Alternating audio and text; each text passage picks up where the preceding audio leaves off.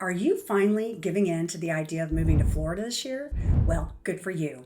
The way I see it, it's a move you won't regret. And in today's video, we're going to cover all that you need to know about owning your home in Florida, and more specifically, what it actually costs to own a home in Florida. Every year, we get to witness thousands of people flocking to the Sunshine State, and for good reason. Florida has so much to offer people who are moving here. However, the costs of Florida homeownership can look very, very different than many other states in the U.S. So that's why I'm going to help you understand the whole picture regarding the hidden cost and the real cost of Florida homeownership. So here we go. Hi, I'm Diane Harris, your local lifestyle and luxury property specialist based right out of Naples, Florida. And on this channel, I cover everything about living in Southwest Florida. As a full-time resident of Florida and someone who helps people make that transition to living here, I can tell you that understanding these costs is really crucial for anyone considering making this paradise their home. So whether you're thinking about buying a primary residence, a second home, a vacation property, or just an investment property, knowing the financial commitment involved will help you make an informed decision. So let's dive into the various aspects of homeownership in Florida, starting with and understanding the initial costs when it comes to buying a home. So the initial costs when you purchase a home in Florida, they can be significant. These include the down payment, your closing costs, and various fees associated with purchasing a property. If you plan to finance your home purchase, buyers should expect to put down at least 3% to 20% of the home's purchase price. And that's as a down payment if you plan to use this as your primary residence. If it's a second home or an investment property, you should plan for a minimum of 25% down. Also, for example, a $500,000 home, that can range from $15,000 to $125,000. Closing costs are another essential factor to consider. So these costs usually range from 2 to 5% of the purchase price and cover various fees such as the title insurance, appraisal fees, and attorney or closing agent fees. So for our $500,000 example, this could be between $10,000 and $25,000. So it's important to budget these in as expenses so you know ahead of time and you aren't caught off guard when it comes to finalize your purchase. So additionally, if you're purchasing a property within a homeowners association or HOA, you may need to pay an initial fee, sometimes called a transfer fee, that will go to the master association or the community association. So depending on the community, this may be as little as $200 or go well into the tens of thousands. These are generally the responsibility of the buyer and will be paid to the association upon closing. So understanding these initial costs are also important if you're really looking at the Florida real estate market. So let's move on to the ongoing costs of homeownership. And what I'm going to lead with is the one that everyone in and out of the state of Florida is talking about, and that is the cost of homeowners insurance. One of the most significant ongoing expenses in Florida homeownership costs is homeowner insurance. So that's due to Florida's susceptibility to hurricanes and severe weather, so insurance rates have been on the rise. According to AIB, homeowners in Florida, particularly the Naples, Southwest Florida area, can expect to pay between $3,000 and $5,000 annually for insurance on a single-family home valued around $550,000. So one thing people may not realize is there's not a separate hurricane policy. Wind is covered in your standard homeowners insurance. Things that impact the cost of your homeowners insurance are your home size, age, type of construction, region, roof. Fortunately, homeowners insurance costs can be lowered based on a few factors. One way to do this is if the homeowner decides to put protective devices on the home. For example, security systems, smoke alarms, water mitigation for your water heaters and things. Because Naples deals with frequent hurricanes, you can install wind minimizing measures. So an example of wind protection would be impact windows and doors or shutters. And another way to lower costs would be to live in a community that has a gate. The gate does not need to have a guard for it to lower the cost of your insurance. You can also lower the cost by choosing the newer construction. So in addition to your standard homeowner insurance, a homeowner may be required to purchase flood insurance if they live in a designated flood zone and have financing. This additional cost varies based on the location, but can add several $100s or to thousands of dollars per year to your overall expenses. While flood insurance might not be mandated by law, its necessity is often dictated by the location of your home and the terms of your mortgage. So particularly for residences situated in areas prone to moderate to high flood risk, lenders may stipulate flood insurance as a condition of your loan agreement. So when determining neighborhoods that appeal to you, it's important to understand the flood zone that they're located in. And it's very important to work with a real estate professional like myself who understands the various communities and the risks associated with living there. So when you work with someone like me, prior to putting an offer on a home, I always ask the seller if they currently carry a flood policy. If they do, that policy can likely be rewritten, and that can save you a lot of money. So you can explore several steps to protect your property from flood damage, and these actions can kind of help you pay less for your flood insurance each year. Keep in mind that these steps don't just serve to reduce your flood insurance premium, they could also save you from the stress and the emotional fallout from flood damage. One is you can elevate your utilities, placing electrical panels, heating and cooling systems, water heaters, and other utilities, don't forget your generator, on a platform above the base flood elevation of your home can help prevent flood damage and potentially lower your premium. Elevate your property. While that's not a simple undertaking, obtaining an elevation certificate can drastically reduce your premium.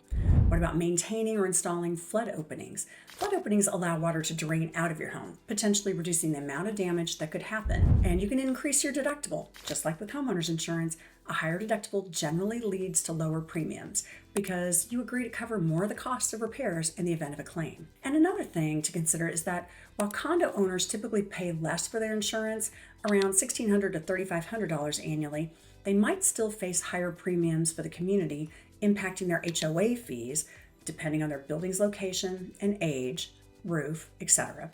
So if you're considering buying a home in Florida, understanding these insurance costs will help you prepare for the financial responsibilities that come with owning property here in Florida. And again, working with an experienced real estate professional like myself will help you navigate the ins and outs of a specific community and their concerns, like increasing insurance costs, just so that you're able to make an informed home buying decision. Now let's talk about property taxes. It's another recurring expense, obviously, and another essential aspect of Florida homeownership.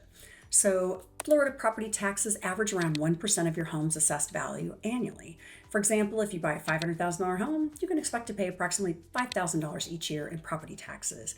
If your new home will be your primary residence, or you plan to spend 6 or more months there, you may qualify for homestead exemption, which will reduce your taxes by a taxable value up to $50,000, which in turn lowers your tax bill. There are also exemptions available for active military and veterans, and some senior exemptions. These exemptions are particularly beneficial for retirees or those moving from a high tax state who want to maximize their savings. It's also worth noting that property taxes help fund local services such as your emergency medical services and infrastructure development. Therefore, understanding how these taxes work is really crucial when you're evaluating the Florida housing market. So being informed about potential tax liabilities will help you budget effectively and avoid any surprises after purchasing your new home. So next on our list, Homeowners Association fees, also called HOA fees. Now, if you decide to purchase a property within an HOA managed community as part of your Florida real estate journey, be prepared for additional monthly fees. So HOA fees are expenses levied on property owners for the upkeep and maintenance of common areas such as your community center, clubhouse, swimming pool, parking areas, landscaping, lighting, community signage, entrance gates, insurance of the real estate structures, as well as sometimes they add in cable TV and Wi-Fi is in your master. While HOA fees are more commonly associated with multifamily dwellings, such as condos and townhomes, many single-family homes also are in communities with an HOA fee. But typically, they have a lesser dollar amount for their fee because the homeowners are typically responsible for their own home insurance policy, many maintenance fees such as roofs, painting, etc. So as insurance rates have risen substantially in recent years, so have the HOA fees. So in late 2023, typical HOA fees for Florida condos and townhomes are roughly $400 to $600 per month. And they're all kind of based on the amenities provided by the community. They can be considerably higher. So while they may seem like an added expense up front, many homeowners find that these services enhance their living experience by providing well-maintained amenities without having to manage them personally. For those considering living in Florida and what to expect, understanding your HOA fees is crucial because they can impact your overall budget significantly and your lifestyle experience. If you're moving from areas where such fees are uncommon or lower in cost, it's essential to kind of factor this into your financial plan when you're considering moving to Florida homes.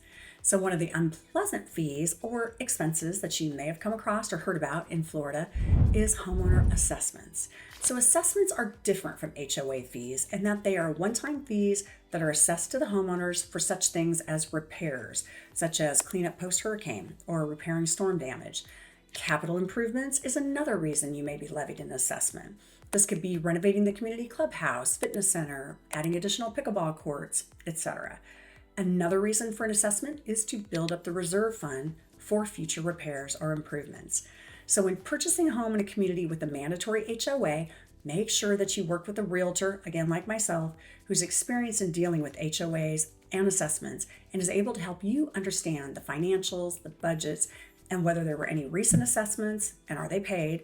It is also important to work with someone who goes the extra mile to find out if there are any planned assessments or even just talk about assessments so that you aren't blindsided once you move into your new home. Now, what about CDD fees? So many large-scale master plan communities in Florida have a community district development or CDD fee. A CDD fee is simply a fee which transfers the financial cost of building out the infrastructure and amenities of a community and the ongoing maintenance thereof from the developer to the homeowners. This is achieved by setting up a special municipal bond, typically between 20 and 30 years, where residents within the CDD community are then levied the CDD annually through their property tax bill. So it's important to note that some communities may have both an HOA fee and a CDD fee. So when this occurs, the HOA fee covers the maintenance and upkeep of the individual units and the home sites, whereas the CDD fee covers the upkeep and maintenance of the community infrastructure and community amenities. So the average CDD fee for Florida homeowners is about $250 per month, and it's billed on an annual basis on your tax bill, so like around $3,000 a year. So what about home maintenance costs? Owning a home also comes with ongoing maintenance responsibilities that can add up over time. In Florida's warm climate, regular upkeep is essential not only for comfort, but also for preserving your property's value. Typical maintenance expenses are lawn care, that can be around $100 to $300 per month. Pool maintenance, about $80 to $125 a month. Pest control services, usually about $90 to $100 a quarter. So if you're someone who enjoys outdoor activities like golfing or boating and prefers not to spend the weekend doing yard work or cleaning your pool, hiring professionals might be worth considering. Additionally, homeownership budget for the unexpected repairs such as your HVAC, your AC system, which works hard down here, or roof repairs due to storm damage. And that's a common occurrence in Florida. Even just maintaining your roof will save you in the long run. Setting aside funds each month specifically for maintenance will help ensure that you're financially prepared when issues arise. Understanding these ongoing Florida home maintenance costs will kind of allow you to enjoy your new lifestyle without all the financial stress, while also ensuring that your investment remains protected. When it comes to utility costs, what you should know when you're moving into a new home in Florida, it's essential not to only consider your mortgage payment or HOA fees and all that stuff, but also your utility costs. So utility bills can vary widely depending on factors such as the home size, your personal usage habits, but as of January 2025, Florida Power and Light data suggests that the average electricity bill in Southwest Florida runs about $134 a month, while the average water services are about $34 per month. That's lower than the national average. And on average, your cable and Wi-Fi bill, if it's not in your HOA, it's going to run around $111 a month, just depending on service providers. So for those used to different climates or living conditions, especially if coming from colder northern states, understanding these is very helpful when you're budgeting for life here in sunny Florida. It's a little hot. Knowing what utilities typically cost will also help you plan effectively so that you can enjoy everything this beautiful state has to offer without financial surprises. Future home maintenance considerations, as any homeowner knows well, especially those considering buying a home in Florida, it's an inevitable part of owning property. So from regular HVAC servicing and roof inspections after storms to unexpected repairs like plumbing leaks or appliance breakdowns, these expenses can add up quickly. Planning ahead for some deferred maintenance is always a good idea. And just using a proactive approach helps you ensure a little peace of mind throughout your journey as a homeowner here in Southwest Florida, while minimizing a little stress when issues inevitably arise down the line. Making informed decisions, owning a home in Florida offers countless benefits, from beautiful weather year-round to vibrant communities filled with recreational opportunities. However, working with an experienced real estate professional like myself, who can help you understand all of the aspects of Florida homeownership costs, will ensure that you as a buyer are able to make informed decisions tailored towards your budget and your unique lifestyle. Factoring everything from the initial purchase price and closing costs through ongoing expenses like insurance premiums or HOA fees or assessments into your calculations early on allows you as a buyer greater clarity throughout your home buying journey here in paradise. So whether you're contemplating moving away from high tax environments or just planning to dive headfirst into life here, knowledge truly empowers every step along this kind of exciting path ahead. Thanks so much for watching today. I hope you found this video helpful in learning about the cost of Florida homeownership. If you'd like a cheat sheet of all the costs we discussed today, just click on the link in the description below for a downloadable PDF. If you like this video and want to know more about the real estate market here in Southwest Florida and Naples, I have a bunch of videos and a playlist just about that. Click on the box or on the screen to watch. Connect with me directly. My contact info is in below. And subscribe, watch on those social channels, all that other stuff. But don't forget, if you have a chance, please comment below if you have any questions or ideas for future videos. Thanks again for watching. I'm Diane Harris. I hope this helped you love the way you live Southwest Florida, and I'll see you in the next video.